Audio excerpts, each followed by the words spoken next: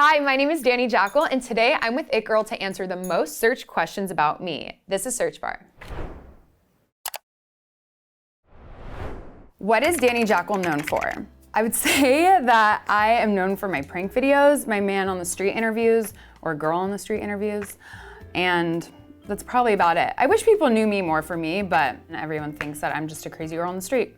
Where did Dani Jackel go to school? I went to the University of Arizona, bear down, way better than ASU. And did you pull pranks in school? Yes, I started when I was a sophomore in college, and I don't know what really came over me. Basically, a YouTube channel just hit me up and they're like, hey, do you want to film prank videos? I'm like, what does that even mean? Do you want me to be pranked by someone? They're like, no, we want you to prank someone. And my whole life I've been a fucker, and I'm like, wait, this is perfect. This is right up my alley. So that's how I kind of got into it. Did people start to recognize you in school? Yeah, I remember the first time ever that someone came up to me and asked me for a photo on campus, and I could not believe it. I'm like, wait, you're kidding me, not me, right? That can't be real. And they're like, no, I love your pranks. And I'm like, the prank videos I'm filming right now, this is insane. So I was just shook to the core because I didn't think anything of it. I just thought it was a fun little video and did not know what could come from that. Who does the best man on the street content? Me? No, I'm kidding. I mean, I'd like to think that. Obviously, there's so much competition out there, and everyone does a really great job with it. I think Hannah Berner's stuff's good, but also she only interviews comedians, so it's all staged, and I don't know, I think doing more organic content with strangers it's just a little bit better. What was your first viral video? I guess when I was working for a different YouTube channel prior, I would say that was when I made my very first viral piece of content. I think I was kissing strangers, and I kissed a girl too, which obviously got people really hyped in the comment section. The first viral video that I made on my channel was aggressively picking up strangers. I just remember, I don't know what came over me that day, but I had this burst of energy. I was running through the streets of Pacific Beach, jumping on guys. So I was so aggressive, which that's not me in a regular setting, okay, just to remind everybody, but something came over me that day, and I think it showed because that was my first viral video on YouTube. I also picked up cops, which hadn't been done before, so I think picking up cops is definitely a viral piece of content. What was your most viral video? I would say my most viral video is probably one of my Bush videos. Can I get your number? Yeah, you out here alone? I'm waiting for some girls. Okay. Wait, what? I was just showing my bush. Yeah, Save nothing. Shoot, my towel keeps falling. I'm so sorry, I haven't shaved. You like bushes or what? I like bushes. I don't beat around. You don't? Beat around the bush. Okay, yeah, neither do I. Would you be down to braid my bush even? What is it? I don't know how to braid. I can show you a YouTube tutorial. Picking up guys with a bush, I mean, that never fails. People somehow are down for that. It's actually, I don't know why they are, but I mean, I guess I rock it, right? It's fake, by the way, okay? Don't get too excited. Are your videos ever staged? Fuck no, they're not staged, and if you think that, then you need to stop thinking that, because that is not the case, and people always assume that pranks are staged, and a lot of them are, so I get why you think that.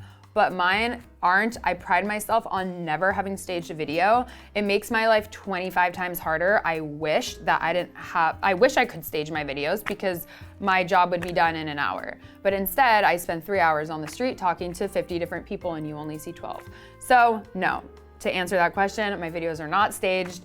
I got a little defensive about it, but people are coming at me in the comments saying they are. I'm like, no, they're not. Okay, do you actually save guys' numbers in your phone after the pranks?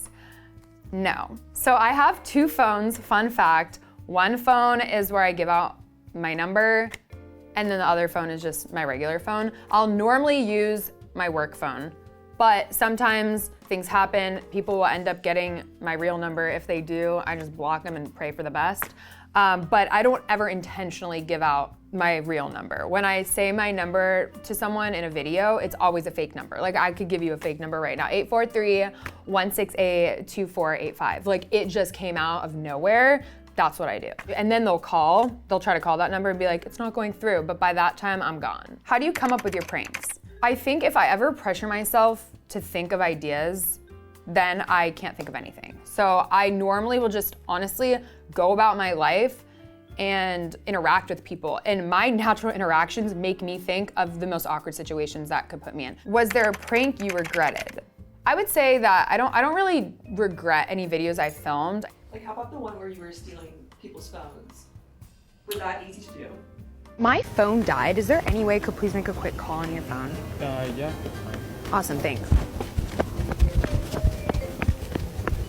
Anyway, can you please make a quick call on yours? Thank you.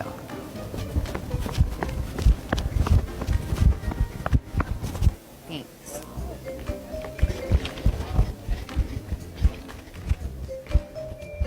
Okay, stealing people's phones was, I don't know if it was the location I was at, it was too easy.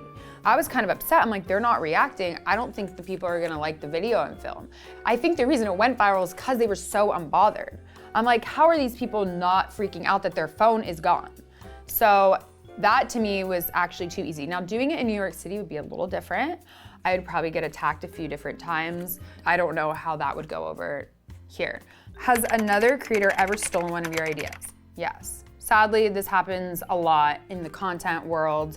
But yeah, specifically with prank videos, it definitely sucks when someone takes your idea. I definitely know people that have done that to me directly, and it really makes me sad, but it's okay because I just know that if I came up with the idea first, then that's the viral idea. If someone repeats it, I mean, you could do well, but is it gonna top mine? I don't know. How did Dani get hired at Barstool? So I applied to a show called Barstool Idol. I don't know if those of you that don't know what Barstool Idol is, it was basically a reality show and they picked 13 contestants to compete for a job at Barstool. I didn't really know too much about Barstool prior. I mean, I follow Barstool on Instagram, and my aunt, out of anyone, like she's like 50 years old, and she sent me this link and she's like, Barstool's hiring. I applied and then I got selected 6 months later, like 1 week of basically interviewing on live TV. I was so nervous. Like, it's honestly so cringy to go back and look at the content from that week because I felt like I was fighting for my life. It was very uncomfortable. I'm used to pre-recorded videos like this one. I hate live things, but I need to get over that. Like, I need to suck it up because I can go up to strangers and talk my ear off, but I can't talk to a camera live. I don't know. I just don't want to say the wrong thing, you know? People always have an opinion. What Barstool employee made the worst first impression? I know. He's low-key irrelevant too. What's his name? Big T, maybe? That dude sucks. He hates me right back. I mean, the first time I went up to him, basically during the Barstool Idol week, I was supposed to go up and make content in the office. I don't have a filmer here for that, so I had to, my content is prank videos. I obviously had to prank people around the office.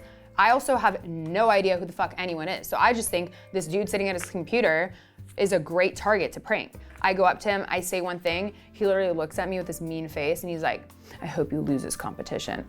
Douche, immediate douche. I'm like, you're done, you're done. Will we ever overcome that? No, I don't feel like I need to talk to him. He doesn't seem like a big talker anyways. He'll probably blog about this, right? I think I'm giving him too much credit, so I should stop talking. Okay, whose Barstool contract would you end? His. No, I'm kidding. I don't think I can go that far. I think I might need to take a shot of some Pink Whitney because that is too much for me. Cheers. Yum. Let's keep going. Okay, what's the most mad Dave's been at you? Luckily, I haven't pissed him off too much, thank God. But there was one time that he got mad because he thought that I wasn't posting for Black Friday merch. However, there was a time change. I had so much content stacked up prior and waiting to drop it. I didn't know we were starting a little bit earlier than scheduled. So there's a lot of factors that went into it. And he basically told me, he said, don't make me yell at you. So he wasn't like that mad if he's telling me that, but I was for sure shitting myself. What are your keys to confidence? You just have to fake it till you make it. Like, even I'm nervous for everything else that's not a prank and interview because I'm not as comfortable with doing this. Like, everything in life you're not gonna be comfortable with doing. But the things that make you feel the most uncomfortable are the things you grow from. So those are risky things. No one's gonna feel confident doing things day to day. You know, maybe some people are good at talking, but some people aren't. It's all like your just mental willpower, and you have to just completely convince yourself. Just be as delusional as you can, and then you'll get there, I promise. And for all the guys watching, like, go hit on a girl in the grocery store, because if you're not, like, that's a waste. Even a girl, if you see a guy in the grocery store, I mean, you could slide in, I don't know. but guys should make the first move. What are your dating red flags? I mean, if you have bad hygiene, like you are the grossest human in the world. You don't need, it doesn't have to be dating related, like you need to brush your teeth. You brush your teeth 2 or 3 times a day. Hygiene's so important. What else? If you are a sloppy drunk, ooh, that is just the worst kind of thing ever. You just need to be nice, dainty, drink your Pink Whitney, and just call it a day, okay? Another red flag, if you don't have a sense of humor, you are canceled, like you are done. The thing is, you don't need to be cracking jokes, but take a fucking joke. I mean, obviously, the prankster saying it herself, but really, like you need to loosen up. It's not that deep, get over it. Okay, what's the worst thing about dating in 2025? I mean, everything's on social media.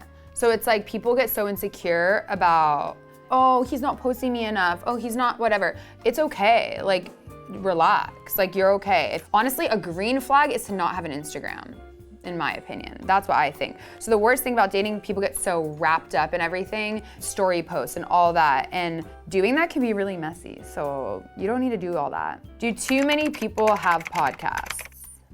I mean, am I allowed to say that at a podcast making company?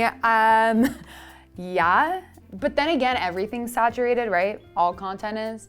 I think people with podcasts, it's great. If you can talk and people want to listen, fuck yeah. I don't know if that would happen to me, but I think that there are a lot of podcasts out there.